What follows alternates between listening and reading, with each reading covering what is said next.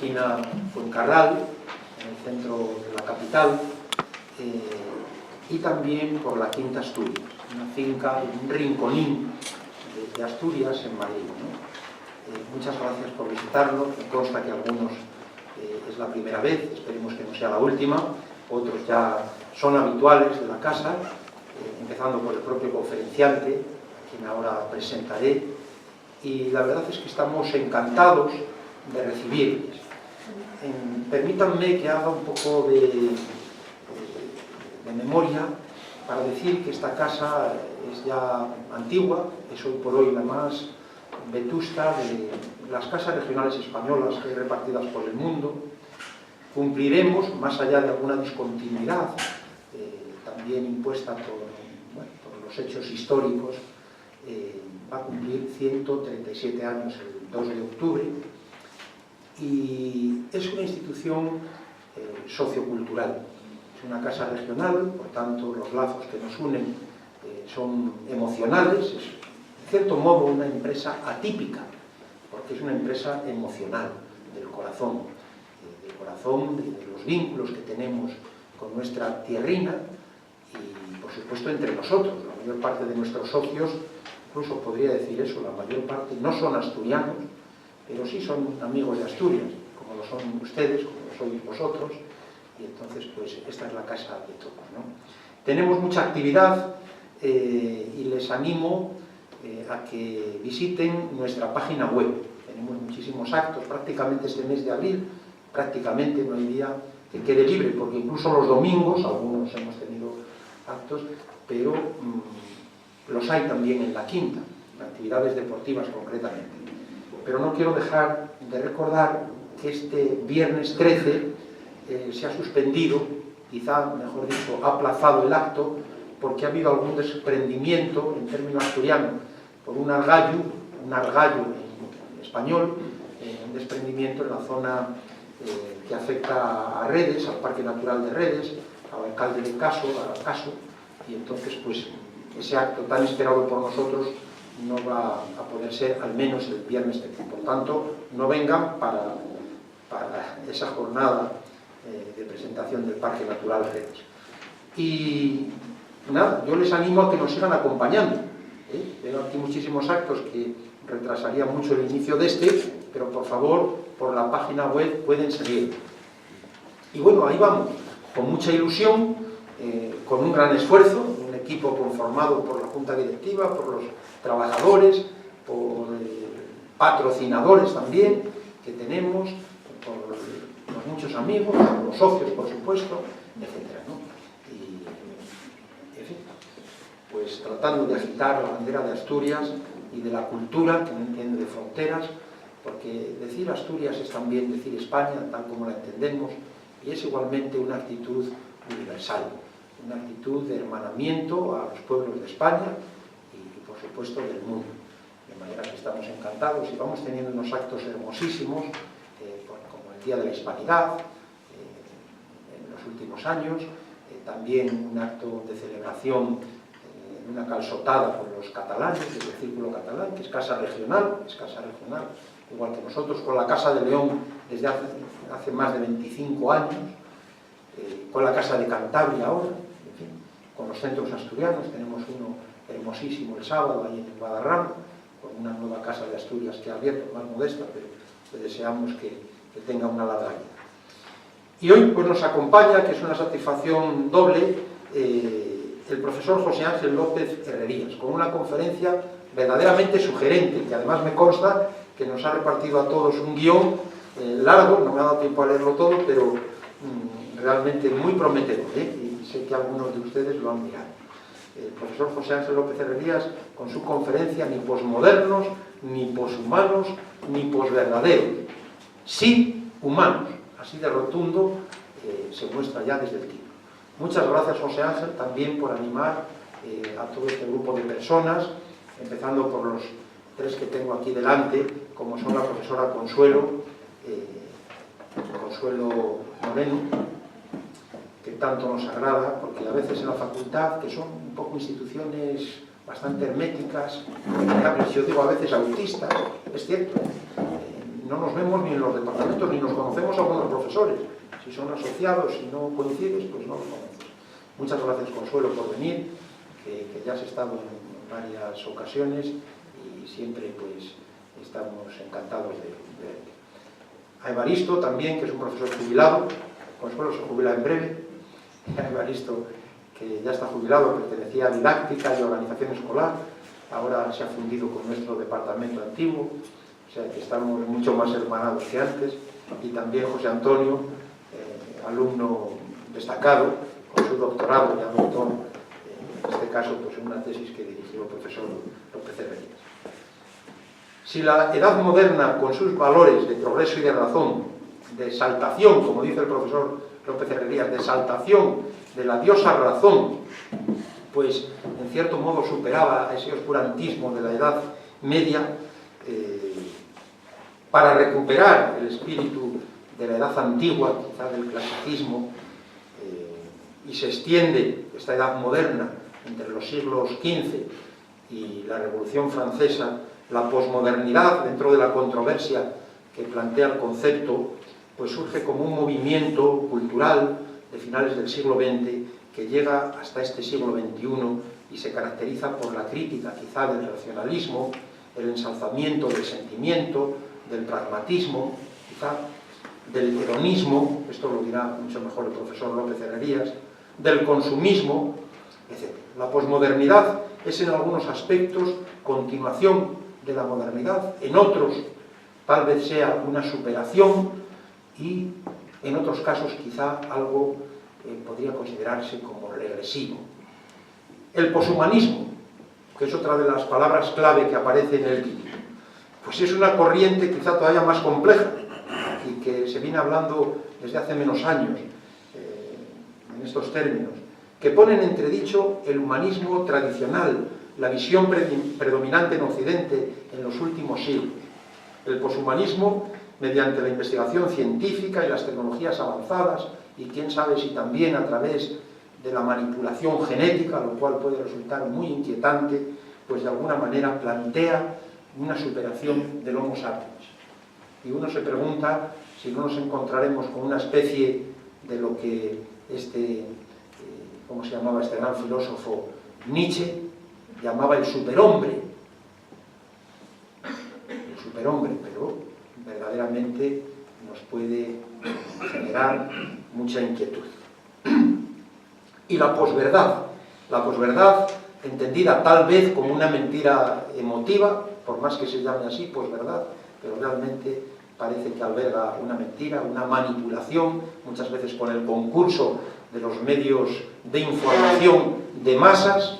Pensemos, por ejemplo, en los planteamientos que a veces formulan los todopoderosos presidentes de los Estados Unidos. Estoy pensando en aquello que decía, que lanzó Donald Trump, el actual presidente estadounidense, al referirse a su antecesor de si era un musulmán y que no había nacido en Estados Unidos. Bueno, pues muchas personas no contrastan esta información y eso pudiera tal vez ser considerado como una posverdad política y mediática. Bien, todo ello plantea indiscutiblemente pues numerosos retos a nuestro mundo. Lo cierto es que la palabra humano nos identifica porque viene de humus, tierra, y desde luego todos estamos o debiéramos estar apegados a nuestra tierra, así también los asturianos apegados a nuestra tierrina, a nuestra patria chica, que en modo alguno es incompatible con la patria grande, y si se quiere también desde una perspectiva cosmopolita, con nuestra solidaridad con todos los pueblos del mundo, con el pueblo humano, más allá de nuestro pueblo. Este es un problema que los nacionalistas no han resuelto ni lo van a resolver, porque realmente consideran que hay que ser de su pueblo, pero no del pueblo, y así nos va. El doctor José Ángel López Herrerías, que nos trae un tema tan interesante, tan actual, como es sabido, es catedrático honorífico de Teoría de la Educación, de nuestro departamento. Sigues con esta condición, ¿no, José Ángel? De profesor honorífico, catedrático honorífico en el Departamento ahora de Estudios Educativos. Muy bien. Desde que me incorporé en el año 2000 al departamento hemos mantenido una relación estrecha y fecunda con participación en diversos actos socioculturales en España y en América, por ejemplo en México, fundamentalmente en Puebla, y en esta universidad tan querida para nosotros como es la UPAEP, Universidad Popular Autónoma del Estado de Puebla. Tuvimos hace pocos meses aquí la fortuna de que nos acompañase la profesora Leticia Gaeta, que nos sigue a través ahora también de las tecnologías, y bueno, pues fue un acto extraordinario, sobre todo porque estaba ella y estaban los amigos López Herrerías y la profesora Limón Mendizábal, que por cierto se excusa porque no ha podido venir, y me dijo que lo comentase, porque presentamos un libro sobre las competencias emocionales en esta misma tribuna. En México, en Venezuela, aquí en Madrid y también en la ATEI, de la que guardamos un grato recuerdo, la asociación que entonces se llamaba así, Asociación de Televisión Educativa Iberoamericana, la plataforma de televisión y tecnológica más importante del mundo,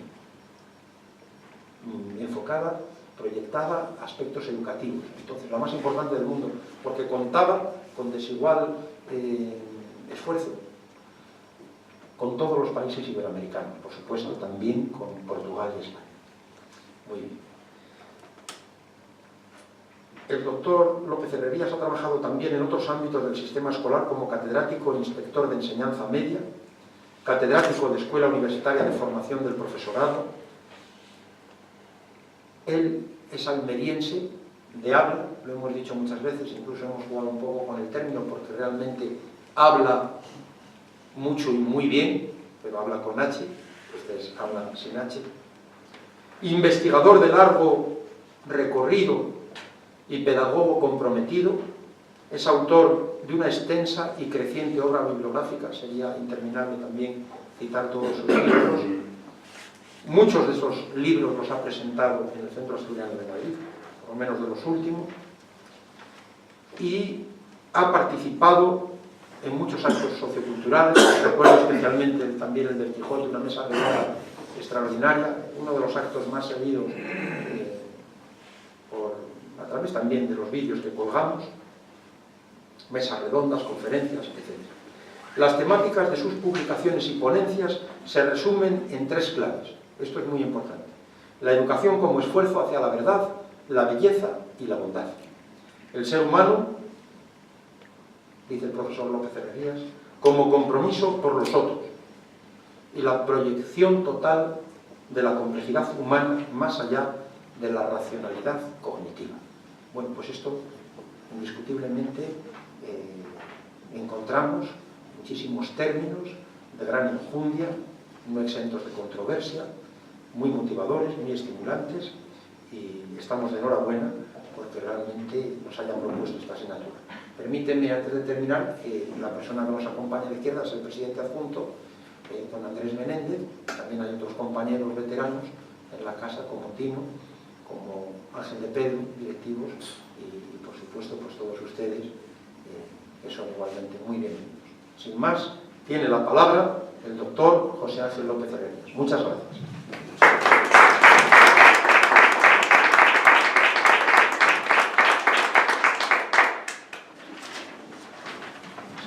Buenas tardes, bienvenidos, bienvenidas y muchísimas gracias por su presencia.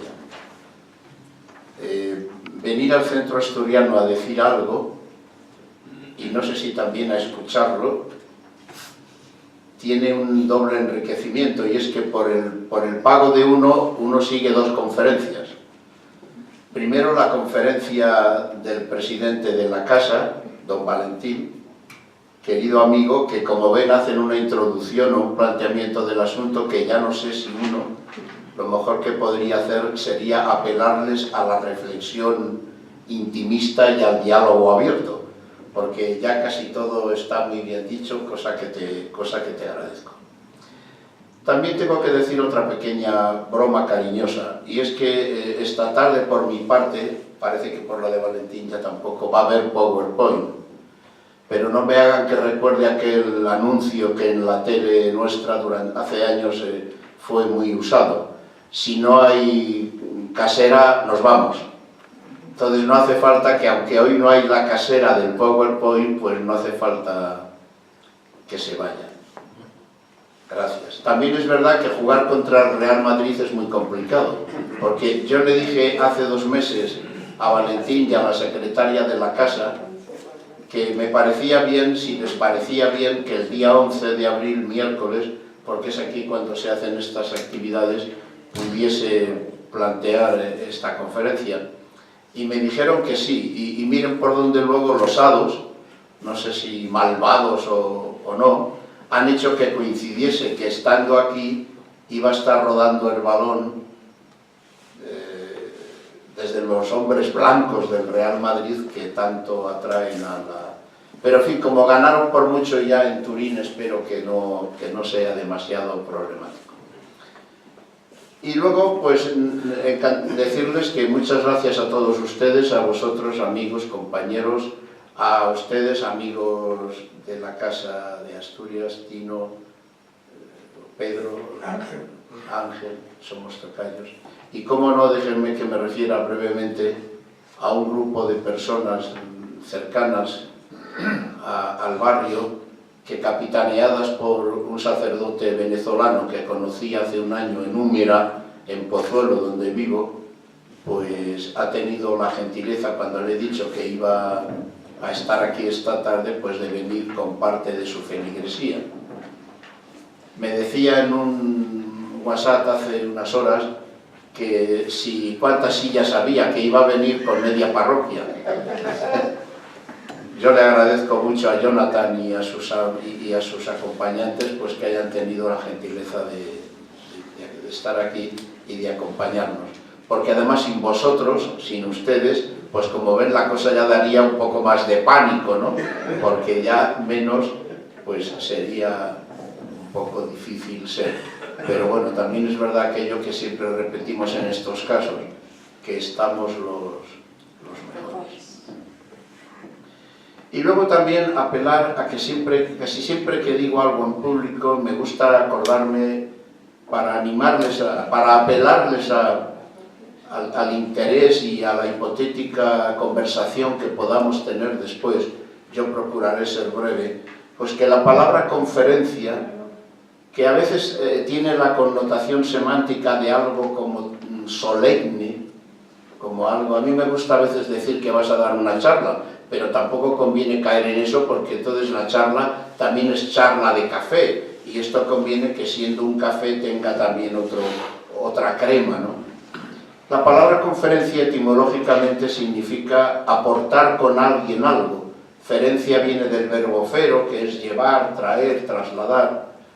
Y cun, pues es algo que se hace con otro, ¿no? Entonces, bueno, animarles a que no estemos, ya lo sé, con la actitud de a ver qué me dicen, sino a ver qué puedo yo colaborar en aquello que vamos a decir inicialmente, procurando o buscando tener algo de diálogo, algo de participación en aquello que digamos. En definitiva, yo no vengo con la pretensión de enseñarles nada, sino de en todo caso transmitirles alguna inquietud y alguna reflexión de cómo veo algunos aspectos del mundo que vivimos y de los retos que se nos plantean y de los que todos somos en algún grado más o menos conscientes y que vivimos con mayor o menor grado de perplejidad, de problemática, de conflicto. Efectivamente, el título recoge 3 posts literarios, descriptivos, que están muy de moda en el mundo académico y en el mundo periodístico, en definitiva, en el mundo de las comunicaciones sociales que hoy podemos intercambiar. Pues, por orden histórico, tal y como yo conozco que se han ido apareciendo, y tal vez además de histórico, por orden temático, lo posverdadero, no, está bien, es que en algún sitio lo he visto, posmoderno es el primer concepto. Posverdadero es una consecuencia directa, creo yo, de cómo se planteaba lo del posmoderno. Y posthumano es la cúspide de la problemática que se nos ha ido presentando respecto de quiénes somos nosotros, qué proyecto de existencia podemos tener y cuáles son los retos fundamentales que nos podemos encontrar en este tiempo confuso, convulso, problemático, todo lo que solemos decir respecto de ello. Pero a mí personalmente lo que más me inquieta de esta descripción literario-académica de cuáles son los problemas de nuestro mundo, lo que más me insatisfacía o me insatisface es que predomina una descripción eminentemente espacial. Nos dicen que estamos post algo, algo ha pasado en el pasado, valga la repetición, de lo cual nosotros somos hijos, pero con decir que estamos post-modernos, post-verdaderos o post-humanos, yo intuyo, o al menos eso es lo que mi corazón y mi mente me dicen, que no estamos diciéndonos mucho de cómo sería el proyecto de nuestra existencia, de qué sentido tiene nuestro vivir y de cómo vamos a compartir con los demás los retos y los conflictos que vivimos. Porque con solo decir que estamos post, pues en mi modesto entender, no nos decimos demasiado de cómo nos replanteamos, valga la expresión, el futuro. Es como si dijésemos, soy joven y soy postadolescente. Ah, muy bien. Bueno, pues ya sabemos que has pasado la etapa en la que en tu psiquismo pueden predominar las emociones, el crecimiento, los alborotos hormonales y no sé qué otras cosas que describiría mejor que yo un psicólogo profesional o un médico. Pero con decir que el joven es postadolescente, no estamos diciéndole mucho al joven de cómo recapacitar sobre el sentido de su tiempo histórico vital que esté viviendo en ese momento. Y esta es básicamente la razón de mi inquietud respecto de esto. Sobre todo e inicialmente de lo posmoderno. Ya saben ustedes que por lo menos hace unos 50 años, tal vez en torno al término de la Segunda Guerra Mundial, pues la crisis de la cultura y del pensamiento mundial, empezando por Europa, se manifestó en esta concepción de que estábamos posmodernos porque había terminado la modernidad. Y había terminado la modernidad en cuanto que expresión de una cultura que había estado basada en el poder de la diosa razón. O sea, nosotros, por hacerlo un poco más intuitivo, nos podríamos considerar nietos y no los mejores nietos, no con las mejores consecuencias, de unos abuelos que estarían siendo los creadores de la Ilustración. ¿Y qué es la Ilustración? Siglo XVIII, segunda mitad y principios del XIX. Pues la cúspide de un desarrollo científico, de un desarrollo de la ciencia, que se presentaba como la clave mágica que nos iba a dar el progreso, que iba a consistir en que los humanos íbamos a empezar a vivir con mucha más felicidad, con mucha más equidad y con mucho más convencimiento de que estábamos en un mundo mucho mejor del que creíamos. Y así, la palabra mágica que se impuso fue la palabra progreso. Y las dos realidades que se concretaban en la idea del progreso era, por un lado, lo cívico y por otro lado, lo laboral, lo tecnológico. Lo cívico estuvo representado en la Revolución en la Revolución Francesa. Libertad, igualdad, fraternidad, los derechos del hombre. Y lo tecnológico estaba concretado en la Revolución Industrial. Ambos pivotes, ambos zancos, nos iban a dar la visión de que íbamos a pasar a un mundo feliz. Pero ¿qué pasó? Que rápidamente caímos en el desengaño. En cada caso provocado por una diapositiva. En el caso de lo cívico, de la libertad, igualdad y fraternidad, la diapositiva de Napoleón. La Francia, que acababa de cortarle la cabeza a Luis XVI en la guillotina en el año 1789, 40 o 50 años después tenía que asumir que estaba bajo el zapato, se dice zapato, que estaba bajo el pie de un emperador de nombre Napoleón. Claro, no hay un antídoto más visualmente potente de los derechos del hombre, libertad, igualdad y fraternidad, que la presencia de un general gobernando media Europa e imponiéndole al mundo una dictadura, al mundo del que estamos hablando, del de la diosa razón, de la Europa ilustrada, etcétera, etcétera. Y si nos fijamos en el mundo, bueno, y luego lo que podría haber de consecuencias posteriores por la falta de valor auténtico que tenía ese progreso basado en ese mundo cívico que no estaba suficientemente bien articulado ni fundamentado, como fueron las dos guerras mundiales posteriores, la descolonización salvaje que Europa hizo de muchísimos lugares del mundo que había tenido colonizados, etcétera, etcétera.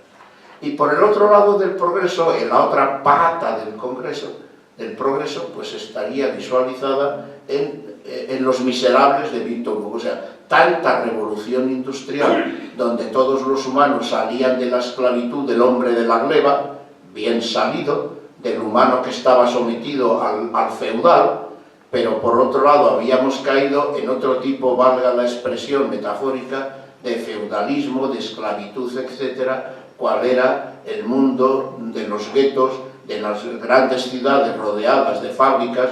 Hay quien cuenta, para también sintetizar esto, que Carlos Marx, el discípulo de Hegel, idealista alemán, filósofo, se hizo marxista visitando Londres cuando tenía 25 años. Se hizo marxista en el sentido de ahí incoar el desarrollo de las ideas, de la propiedad del Estado, de la anulación de la propiedad privada y de todas aquellas cosas que en el Capital y en las teorías de Marx pues están desarrolladas. Entonces, como vemos, el mundo de la modernidad estaba llamado a entrar en crisis porque estaba mal fundamentado. Porque estaba fundamentado en un ser humano de sustancia racional cognitiva dedicado al trabajo de lo racional para buscar la verdad como medio de poder. Lo he dicho un poco precipitadamente, rebobino. Desde los griegos hasta la Ilustración, con el paréntesis que tiene otra problemática de la Edad Media y de los problemas o las relaciones de fe y ciencia, es un tiempo histórico en el que predomina en nuestra cultura es que los humanos somos seres de racionalidad cognitiva, que estamos preparados para conocer la verdad, para conocer en nombre de la verdad la ciencia y a partir de la ciencia hacer tecnología. Nosotros somos hijos de eso, en lo que tiene de bueno y de malo. ¿Qué tiene de bueno? Que hoy viajamos de Madrid a Nueva York en 6 horas o en menos, y antes había que echarle, perdonen la expresión, 2 meses en barco. Si el barco, claro, estamos en la época en que aún no tenía motor. Si tiene motor son 8 días. O tenemos máquinas que nos detectan en cualquier lugar de nuestro organismo algún tipo de problemática que hace X años no se conocía. O tenemos en casa lavadoras o secadoras, o tenemos tantísimas cosas. Pero todo eso que tenemos ha sido desarrollado porque da poder y da economía. Todo lo que no da ni poder ni economía, simplificando un poquitín, queda arrinconado. Entonces, el humano de la Ilustración, del que nosotros somos este nieto posmoderno, es el humano que cae en la cuenta de que no somos auténticos buscadores de la verdad, sino que llamamos verdad aquello que desde el poder nos permite dominar o controlar a los otros mediante las palabras, lo cívico, o mediante los productos, lo industrial. Y claro, eso está montado en una mentira, porque el ser humano no se puede satisfacer como humano, sino desarrollando aquello que en su naturaleza, palabra sacrosanta y que hoy hay que decir como con cierto temblor, porque hablar de la naturaleza humana pues puede estar muy desacreditado, pero yo creo que tiene sentido hablar de ello, o al menos el sentido que tiene el intentar conocernos a nosotros mismos de la manera más clara y profunda que tengamos, es que no somos solo un ser capaz de buscar la verdad, somos un ser que tiene otros intereses, otras inquietudes, otras afinidades, otros deseos de logro, etcétera, etcétera. Entonces, cuando entramos en crisis con estos problemas de que la racionalidad cognitiva no nos satisfacía del todo, nos pusimos posmodernos. ¿Y qué significa el sentirse posmoderno? Pues mira, si la verdad no me ha dado todo lo que yo pensaba, la verdad no existe. Y si no existe la verdad, no existe Dios. Y si no existe Dios, tampoco existe el hombre. ¿Y quién es el ser humano? Pues una especie de objeto nacido de la estructura de la naturaleza biológica que tiene que estar existiendo para cumplir los papeles que esa estructura le exija. Pero hemos arrinconado la experiencia del sujeto. Hoy hay muchos intelectuales que se preocupan por plantearse o preguntarse quiénes somos nosotros como sujetos. O sea, quién es el autor y el actor de nuestra existencia. Autor, ¿quién es el que narra las decisiones de mi vida? ¿Me las narro yo o me las narran otros? Los medios de información de masas, que muy atinadamente decía el doctor Valentín hace un momento. O también el problema del reconocimiento de nosotros mismos. Entonces tenemos que buscar algo más que solo el decir que estoy en crisis después de un tiempo posmoderno, la razón de lo cognitivo, que me lleva a la anulación de la verdad. Humberto Eco, en la penúltima página de su libro, de su novela El nombre de la rosa, dice: la verdad ríe, porque una cosa que nos han transmitido en nuestra cultura actual es que las grandes tragedias que ha vivido el ser humano han sido en nombre de la verdad. En nombre de la verdad te aniquilo, en nombre de la verdad te domino, en nombre de la verdad te exploto, etcétera, etcétera. Y eso efectivamente hay que superarlo. Por ahí estaría una línea en lo que también el doctor dijo respecto de cómo la posmodernidad nos podía haber traído algún aspecto positivo, porque nos ha desembarazado de la presión de creernos los mejores de la existencia porque éramos capaces de conocer la verdad. Pero como hemos visto que eso no es posible, y desde luego no es tan inmediato o fácil como nos lo hemos creído, ayudados por los medios de comunicación, potenciados por la conveniencia de que conviene que haya muchas personas que sean pocos sujetos de su vida, porque si son sujetos de su vida, querrán ser los narradores y los actores de su existencia.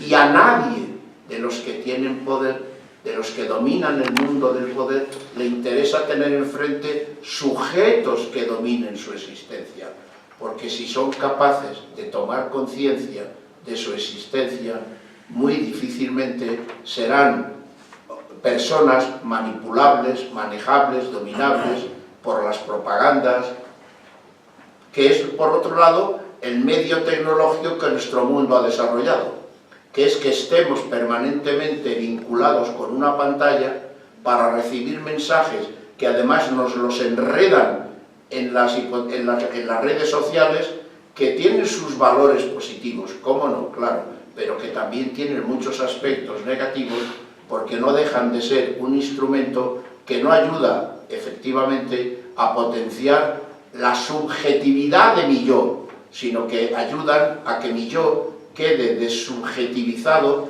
por los impactos permanentes de aquellos mensajes que me llegan, que muy inteligentemente, aunque muy banalmente, eligen las temáticas, los medios y los contenidos que saben que a los humanos nos hacen chuparnos los dedos, perdón por la expresión, en cuanto que hijos de la naturaleza, como son las cuestiones que tienen que ver con el llamado placer, con la alimentación, con la distracción, con la diversión, con tal. Cosas que yo no voy a decir que estén mal, yo no soy Fray Junípero Serra, no quiero cargar con el mundo que vivimos es el mejor que hemos vivido nunca, pero conviene estar atentos para que este mundo de lo post no nos sobrecoja el alma y nos deje reducidos a una jibarización espiritual de alto voltaje colectivo y, desgraciadamente, de muy baja capacidad de auténtica liberación y de auténtico desarrollo humano. Entonces, hay que salir también de la posverdad, porque no podemos llegar a decir, como resulta que la verdad, por un lado ha tenido la vertiente de que desde el poder me han impuesto y dominado, y por otro lado tiene la virtualidad de que hay la sospecha de que mucha verdad es medio falsa o falsa del todo, pues ahora la verdad no existe, lo cual es una trampa saducea que debemos de superar con el máximo de energía. La verdad existe, lo que pasa es que hay que buscarla con humildad, con dignidad, con diálogo y con esfuerzo. Y lo que no podemos es mantener la verdad como algo dominador, impositivo, sin diálogo, etcétera, etcétera. Esto es al menos lo que entiendo. Y luego, para terminar la jugada, bueno, la jugada es por lo del Real Madrid, no se me distrae. Para terminar el triángulo aparece lo del posthumano. También lo ha dicho bastante completo y bien nuestro amigo Valentín. El posthumanismo es el más moderno de los tres componentes lingüísticos estos que estamos analizando. Y les voy a confesar que a mí es el que más me enrabietó. Lo tengo que decir así, hombre, actitud que no parece académicamente a lo mejor muy elegante. Pero yo cuando vi el primer libro, que tengo que decirles que lo he visto hace 2 años, una profesora italiana, Rosa Braidotti, editorial Gedisa, Barcelona, Lo posthumano. Tengo que confesar que aunque vengo de la academia, estoy jubilado y sigo en la academia, hasta hace 2 años no me había topado en ninguna revista y en ningún libro con el término posthumano. Pero yo me reaccioné diciendo, pero esto, me acordé del Quijote o del cura del Quijote que quemaba los libros para que no leyese más libros de caballería, ¿no? No tanto llegó la cosa, pero me enrabietó. Digo, ¿qué es esto del posthumano? Y claro, es que hay una corriente de pensamiento que está muy en la calle, en grupos de personas que hay que dialogar con ellas y respetarlas, como no, pero que hay que intentar también no dejarse seducir ni dominar, porque a lo mejor tengan más medios, se presenten con más, iba a decir, desvergüenza colectiva ante los públicos, y digan con menos rubor y con más ímpetu aquello que otros pensamos de otra manera, y que con serenidad, con humildad y con diálogo tenemos que buscar afirmar con firmeza. Y yo lo que quiero en este punto del sí humanos es potenciar que mientras no se demuestre lo contrario, nuestro estar en el mundo como humanos no es para hacer tecnología que pueda superarnos a nosotros, porque en el fondo, aunque tiene otras vertientes u otras derivaciones, el mensaje de lo posthumano está basado en la eclosión tecnológica, que quiere decir, dentro de ya lo hablan para el 2030, 2045, ya si ustedes entran en Google y escriben posthumano se van a encontrar con muchas referencias de este tipo, aparecen mensajes como que dicen, para el año 2030 habremos generado ya un robot más inteligente que el ser humano. Para el año 2045, bueno, en Harvard, a través de Google, Harvard y otras empresas, montan unos cursos que llaman Universidad de la...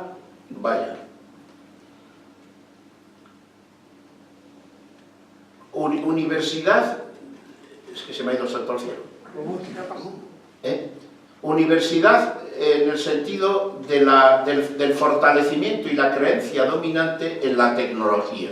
Son cursos que duran 5 o 6 semanas, que cuestan un dineral, a los que se apuntan altos tecnócratas de la singularidad. Perdón. Esto. Universidad de la singularidad. ¿Y saben dónde está la singularidad? En que esa universidad está singularmente significada en el apoyo, defensa a ultranza de que la tecnología va a solucionar todos los problemas del mundo, todos los problemas de los seres humanos, porque hasta hablan, y bueno, ya la psiquiatría tiene sus caminos andados en ese punto, de que los humanos dejaremos de tener problemas de me siento regular, me siento un poco mal, me siento, emociones, porque te tomarás una pastilla y todo el día estarás radiante. O tendrás a tu servicio elementos tecnológicos de todo tipo que podrás prolongar tu vida. El proyecto que hay es que dentro de no mucho, los humanos de más de 100 años vamos a abundar sobre la piel de la Tierra de manera sobreabundante. No es momento ahora de entrar en el problema de las pensiones, pero este tipo. Entonces yo me pregunto, o se preguntan otras personas, oye, esto de lo posthumano, ¿a quién va a beneficiar? Esto de lo posthumano, que es posible y que tiene su valor, la tecnología, claro que sí, pero ¿a quién va a beneficiar? Porque tenemos una dicotomía, o esta universidad de la singularidad y su idea de que lo más singular del ser humano es hacerse poshumano, aceptando que detrás de él va a haber un ser creado por nosotros que nos va a superar a nosotros, ¿es a beneficio del ser humano o es a beneficio de unos pocos que controlan el mercado y vamos a seguir generando millones y millones y millones de infelices, de hambrientos, de pobres, de dominados, etc.? Porque si aceptamos que es que el que más pueda que corra, o que corra el que más, que siga adelante el que más pueda, y no nos importa para nada la vida y la experiencia existencial de millones y millones de humanos, pues apaga y vámonos. Ahora, desde un planteamiento humanista, sencillo, integral y naturalista, yo creo que hay que aceptar que hay que hacer el esfuerzo porque todos los aspectos del mundo tecnológico, que son la última derivación potente de la ciencia que venimos haciendo desde Aristóteles, porque nos hemos dedicado a hacer ciencia porque nos gustaba el poder y queríamos seguridad. Porque imagínense que al mundo le hubiese dado por hacer música y que todos fuésemos virtuosos musicales. Sería otro mundo. Pero ¿por qué no fructificó ese mundo? Existe la música, claro. La gozan unos cuantos billones, claro. Pero ¿a qué nos dedicamos más desde que nacemos? ¿A buscar la música o a buscar la ciencia? O sea, la verdad. Nacemos para dedicarnos a buscar la verdad, a buscar la ciencia, en definitiva, a buscar lo que un autor llamaba lo fructífero. Sin embargo, la música u otros aspectos de la dimensión humana, ¿cuánto lo potenciamos? Prácticamente nada. Y solo unos cuantos, yo diría privilegiados, no para echarles en cara nada, sino privilegiados porque han tenido desde sus facultades, a lo mejor hasta sus medios familiares, la capacidad de potenciarse. Pero nosotros, es mi modesto entender, no debemos afiliarnos a esta idea de que qué maravilloso es el ser humano porque es capaz de crear algo que le supera a él mismo, porque eso corre el riesgo de convertirnos a los humanos en objetos o en conejillos de indias de multinacionales del poder que nos utilicen para sus intereses. ¿Qué hacer? Tomar una actitud crítica, abierta, dialogada, pero una actitud firme en defensa de la naturaleza humana. ¿La naturaleza humana es algo retrógrado? No, es algo que existe en nosotros. La naturaleza humana, y ya con esto casi terminaría, porque para qué decirles más palabras teniendo en cuenta lo listos que son ustedes, sobre todo lo listos y lo buenos, porque si digo listos me estoy refiriendo otra vez a lo cognitivo, y hay que ser bueno, más que listo, entendiendo por bueno aquello más profundo que pueda haber en el amor y en el respeto hacia el otro, porque de listos está lleno el mundo. Sin embargo, de gente buena yo no sé si está tan lleno. Lo que entiendo por naturaleza humana es la defensa de que mientras no se demuestre lo contrario, nosotros tenemos, voy a fijarme solo en nuestro cráneo, dos elementos diferenciados, bien diferenciados. Uno, los cerebros atávicos. Ya Valentín esto me lo ha ido muchas veces y tal, pero bueno, es que esto es así. Lo que pasa es que esto no se comenta ni se dice. El día que esto se comenta y se dice, los planes de estudio se pueden reducir a la mitad. Porque no hay que saber mucho más que esto para ir por la vida comprendiendo lo que somos los humanos como seres que hacemos la existencia unos con otros tal y como la hacemos. ¿Por qué la hacemos tal y como la hacemos? Porque nosotros somos una manada de osos que nos hemos puesto de pie como semnos, teniendo estructuras de oso en nuestro comportamiento. Yo no tengo nada contra de los osos. Me caen simpáticos por lo grandotes y abrazadores que son. Pueden fijarse en cualquier otro animal. ¿Y qué tenemos nosotros de animal? Que tenemos un cerebro que se llama reptiliano y otro límbico, que son los cerebros que nos unen con las mariposas del mundo, con los osos de la realidad o con los lagartos de la tierra, porque somos seres celulares que necesitamos vivir, alimentarnos y procrearnos. Y en nombre de eso vamos desarrollando como humanos una psicología, pero es una psicología biopsicológica, o sea, muy vital, muy nacida de la vida. ¿Y qué es lo que nos dice la vida? Que hemos nacido para tener seguridad, dominio, control, alimentación, etcétera, etcétera. ¿Eso es malo? No. Pero en cuanto que eso domine nuestra existencia, lo que hacemos como personas humanas está muy basado en esta fuerza o influencia de nuestro comportamiento. Este filósofo que antes citaba Valentín, Nietzsche, al que todos ustedes conocen, lo dice en una frase que desde hace 15 años, que más o menos, no antes, recuerdo que me la encontré, me pareció perfecta. Uno no conviene que se entusiasme demasiado con ninguna línea de pensamiento porque hay que estar abierto a todo. Yo pretendo estar abierto a todo. Pero la frase dice, somos una inteligencia al servicio de los instintos. O la inteligencia es un instrumento al servicio de los instintos. Oiga, ¿usted qué dice? ¿Que mi comportamiento es meramente instintivo, biológico, físico, que yo soy un oso puesto de pie, capaz de tener inteligencia, pero que mi inteligencia está al servicio de los instintos? Pues mire, sí. No se me enfade, pero en el fondo ocurre eso.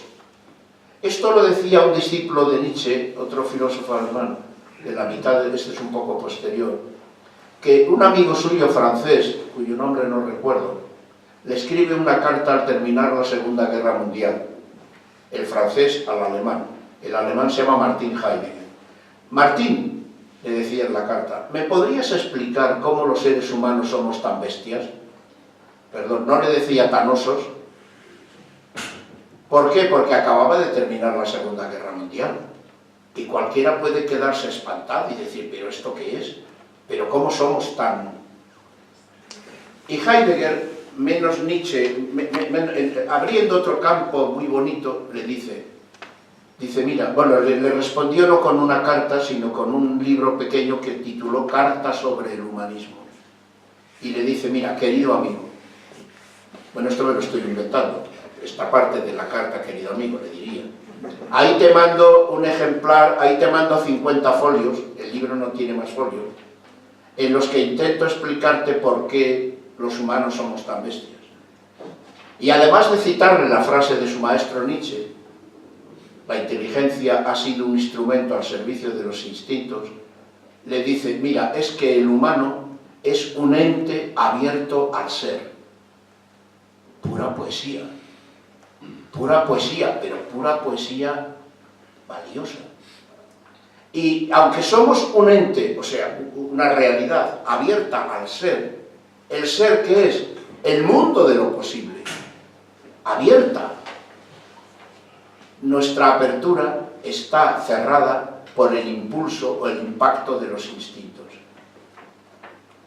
Entonces, ¿por qué hemos vivido la Segunda Guerra Mundial? Porque hemos puesto la inteligencia cañones, estrategia, inquietudes, etcétera, al servicio de lo que me pide, valga una expresión un poco castiza, amigo Jonathan, no sé, lo que me pide el cuerpo, expresión castiza y no sé si muy adecuada en este momento. O sea, lo que me pide mi naturaleza.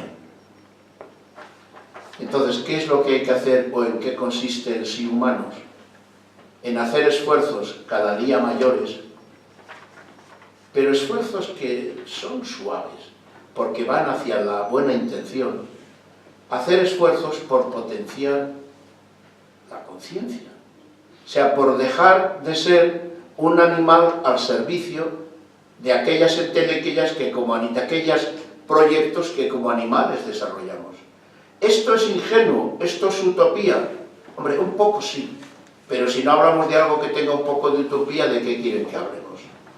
Pero no es utopía en el peor sentido de la palabra, sino que es posibilidad en la que tenemos que creer, que no hemos nacido para hacer el dinosaurio, y ahora el dinosaurio melancólico, como ya no estoy en la modernidad, como ya no alcanzo la verdad, como soy un humano un poco perdido de horizonte, pues me da melancolía.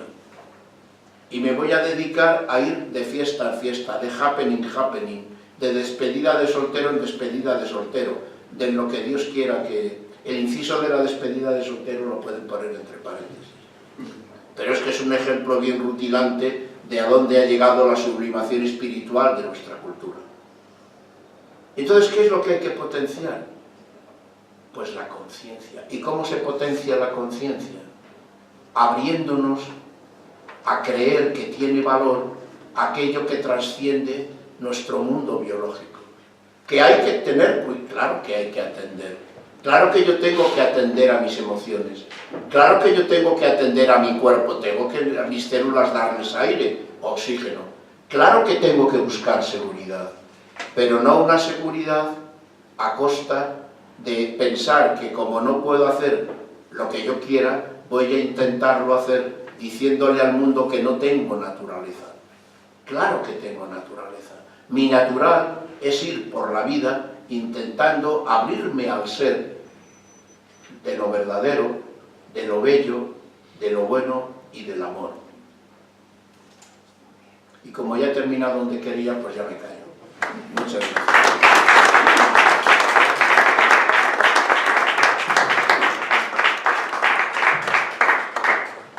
Pues muchas gracias, José Ángel, por estas palabras tan estimulantes como siempre, tan cargadas de verdad, que compartimos, de belleza y de bondad, indiscutiblemente, ¿no? Yo creo que ahora se abre, en el marco de esta palabra también dialógica, dialogada, pues un turno de preguntas, de comentarios, si alguien quiere intervenir, con mucho gusto. Eso me ocurre, perdón, Tino, luego caballero, adelante. una frase. Y es que cuando venga el centro, ya los humanos ya no existimos, porque ya no nacemos, ya. No te oí la primera parte, Tino. ¿Qué has dicho? Que los humanos no existimos, ¿por qué? No, que no nacemos ahora. Que según vamos ahora mismo, Sí. no hay niños. El otro día leía que en Asturias no nacían niños, que habían muerto muchos, no niños, viejos pues nacieron. Sí, Y nombraba 4 o 5 provincias en España. El problema demográfico enorme en España, especialmente O sea que comunidades como esta. aquí está. Muy bien, Tino. Lo que dices me parece precioso. Se me tenía que haber ocurrido a mí. No, porque... No, perdón, Valentín, no. Es que quiero ponderar que es un ejemplo. Esto es una diapositiva preciosa de los bienes y de los males que estamos generando en nuestra cultura, en nuestra sociedad. Estamos generando un mundo en que hasta generar vida se está poniendo difícil, lo cual quiere decir que habría que decir, humanos, ¿ustedes dónde están? Que dentro de poco parece que van a dejar de existir porque vamos a estar puestos humanos. No, muy bonito, Tino, es un recuerdo fantástico. Yo te lo agradezco mucho que lo hayas puesto sobre la mesa, porque es un síntoma más de que efectivamente tenemos que seguir madurando y pensando. Paco. Sí, pero yo quisiera formularte una pregunta sobre el tema de la diosa razón. Las diosas que existieron abundantemente hace tiempo que se extinguieron en favor de los dioses, que son los únicos que quedan. Yo creo que la frase, no sé a quién se la atribuye, porque no soy muy culto en estos temas, ni en ninguno, pero no sé a quién se le ha ocurrido decir la frase la diosa razón. Pero veo que tiene trampa, porque llamar diosa a la razón solamente tiene justificación, diríamos, gramatical, porque son del género femenino ambas. Pero cuando decimos razón, podríamos decir perfectamente, pues, la parte de la humanidad que representa el varón, que es el que ha hecho todo ese desarrollo. Creo que hay una frase que se le atribuye, si no lo recuerdo, a Pascal, que dice: el corazón tiene razones que la razón no entiende. Y yo me pregunto, y ahora viene la pregunta, ¿qué relación tiene este planteamiento y esta derivación de la cultura, de la humanidad, de la tecnología, de todo, con el sometimiento a que el varón ha sometido a su compañera, la mujer, que representa justamente más esa parte que tanto se echa en menos en la sociedad? Porque yo pienso que si el mundo estuviera gobernado con criterios femeninos, no se parecería en nada a lo que estamos viviendo. Y luego, con relación al humano, quisiera que hablara sobre si puede ser. Con relación a llamar humano a lo que nos halaga, me parece un disparate en una catedral. Porque yo he observado que llamamos salvaje, bestia, a seres que se comportan, al menos con su especie, fabulosamente bien. Y los humanos somos los únicos que maltratamos a nuestra hembra, a la mujer, que nos maltratamos unos a otros, que desarrollamos una tecnología maravillosa, pero que siempre ha sido experimentada primero para matar. Bueno, es que esto es bastante lamentable. ¿Qué opinas tú sobre eso, tú que sabes tanto de estas cosas?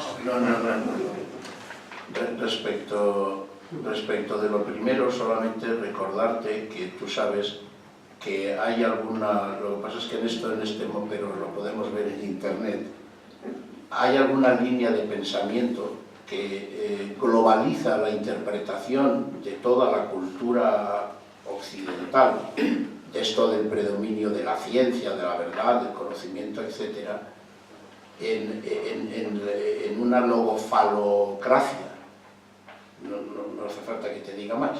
O sea, en que lo que ha predominado ha sido efectivamente una presencia de la racionalidad basada en estructuras eminentemente masculinas en el desarrollo de nuestra cultura.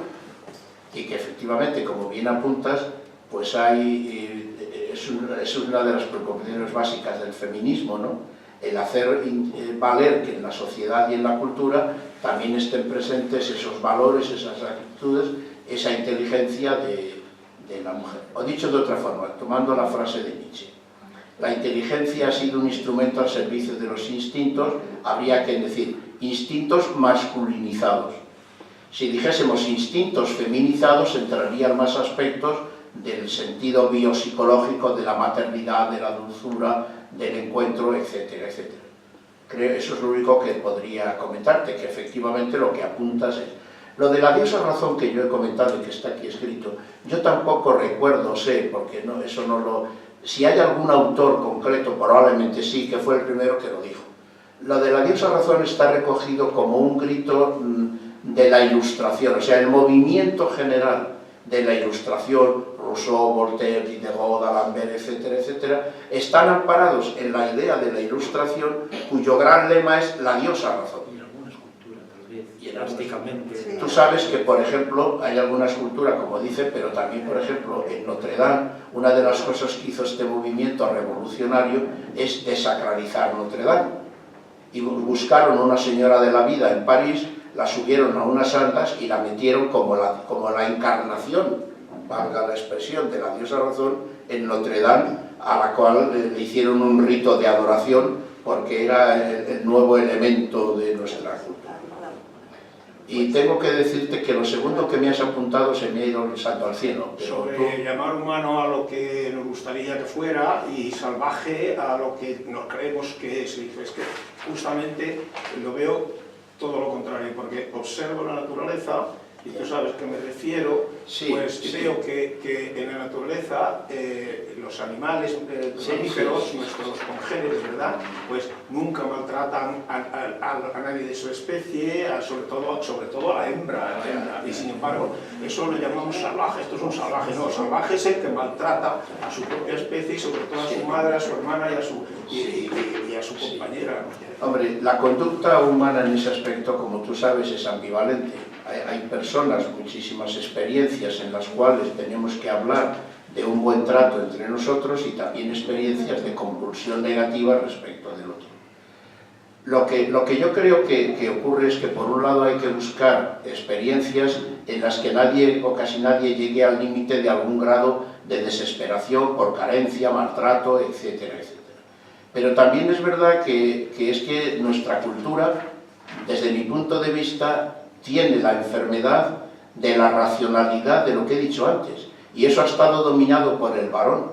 Lo que yo creo que nuestra cultura necesita no es tanto decir que estamos post, sino decir, ¿qué es aquello que hasta ahora no hemos hecho bien?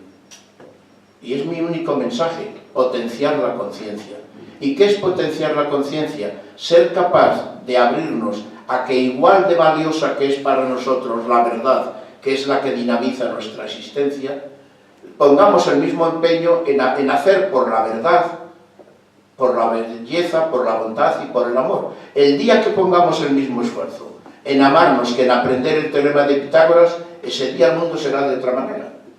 A mí al menos nadie me indujo a que fuese amable con el otro. Lo aprendí, está en la naturaleza, lo pude comprender de mis padres, de mi abuela, de quien fuese. Pero no tuve ninguna propuesta organizada de que el amor era importante para vivir la vida. Quien dice esto de la belleza, pues igual. Quien dice esto de la bondad, pues igual. Una María, el lenguaje académico de aquí, perdona Jonathan. Aquí se llaman Marías a las asignaturas o los conocimientos que no tienen. Porque ya nos lo dijo Aristóteles, el hombre tiende por naturaleza al saber. Imagínate que Aristóteles, que por otro lado es un hombre que tiene su confusión, nos hubiese dicho, el hombre tiende por naturaleza a la belleza. A lo mejor teníamos menos lavadoras en casa, pero teníamos todo esto como si fuese Florencia. Y perdonad si el ejemplo es un poco... No se me ocurre otra cosa, Paco. Gracias por tus preguntas. Gracias, José. Un momentito. Me parece que hay en efecto alguna encarnación artística en torno a una figura femenina, como ocurre también en otros casos, a referirnos a lo de la diosa razón.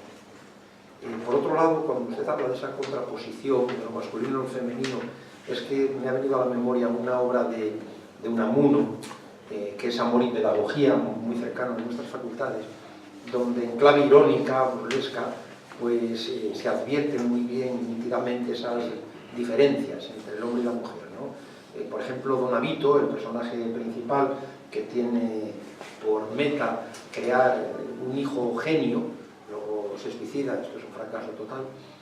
La mujer, su esposa, no recuerdo ahora mismo el nombre, pues de alguna manera encarna todo lo que es la costumbre, la tradición, el amor,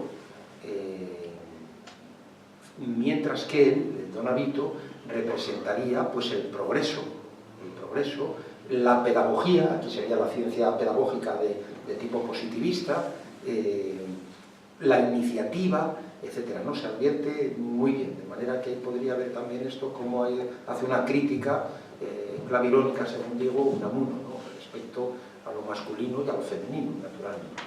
Adelante, Consuelo. A ver, yo no sé, creo que la pregunta que te voy a hacer entiendo que es bastante difícil y también que me es difícil de expresarla, ¿no? Porque es como una preocupación que va en aumento en mí, pero a ver si tú has pensado alguna línea de salida, ¿no? Pero a mí me parece que las instituciones educativas y la universidad en concreto cada vez más están sometidas a un pensamiento y a un poder de tipo político, de tal manera que cada vez es más usual lo políticamente correcto, ¿no? Entonces, yo creo que sin una libertad o una autonomía para hacer esa crítica o hacer esa toma de conciencia a la que tú estás apelando, pues va a ser difícil el cambio, ¿no? Por otro lado, o sea, a mí me parece que es verdad que históricamente se han cometido muchos errores, pero justamente en la cuna de nuestra cultura que se inventó esa preocupación por la verdad y que se ordenó o se creó la ciencia a partir del uso de la razón, también estuvieron igual de preocupados por la belleza, no digamos, o sea, es que los griegos, las escalas, las normas, y tenemos además todavía, ¿no?, yo creo como algo no superado, ¿no? Y también inventaron la virtud, o se preocuparon muchísimo de la virtud. Luego, el tema yo creo que está en que en nuestras instituciones, es verdad que cuanto más sabemos del ser humano, históricamente más se ha concentrado el esfuerzo en lo cognitivo, ¿no?, en vez de los otros. Ahora, yo no creo que los educadores o los que estamos en el mundo académico en este ámbito de la educación no seamos conscientes o no hayamos intentado o no hayamos llevado o no llevemos de hecho a nuestras clases y a ese intento, ¿no?, de esas tres líneas. O sea, todos sabemos que no se trata de saber, entre comillas, de que no podemos formarnos y no podemos preocuparnos de la formación de otros en una línea, ¿no?, de desarrollo cerebral solamente, ¿no? Y yo creo que no lo hacemos. Lo que pasa es que es verdad que cada vez más se nos están imponiendo los valores que tenemos que desarrollar, o sea, nos dictan los valores. Y yo no veo una independencia en eso, ni veo una preocupación, ni foros libres en nuestros departamentos para hablar de esas preocupaciones, ¿no? Yo una vez le dije a otro catedrático, ¿no?, pero le dije eso, digo, mire usted, aquí no abrimos la ventana, o sea, aquí no importa la ciencia, no importa la sociedad, ni importan los alumnos, aquí nos importamos nosotros mismos, nuestras reuniones son administrativas, son meramente, ¿no? Entonces, en esa línea yo veo que además no es la universidad, son también las instituciones todavía con mayor peligro, ¿no?, las no universitarias, las de la educación obligatoria o llamada educación obligatoria, que confundimos muchísimo porque estamos identificando la educación con la enseñanza, como tú dices, como la enseñanza de las ciencias, ¿no? Bueno, en esa línea. No, muchas gracias, Consuelo, por tu siempre interesante y bonita inquietud, ¿no? La música que hay detrás de lo que básicamente he querido comentar no es tanto como que yo sea crítico respecto del pasado cognitivo y demás. O sea, yo me he imaginado la película como que en el desarrollo de las sociedades hay también procesos evolutivos, cuales pueden ser los de las personas. De tal manera que a mí me parece, yo diría que es normal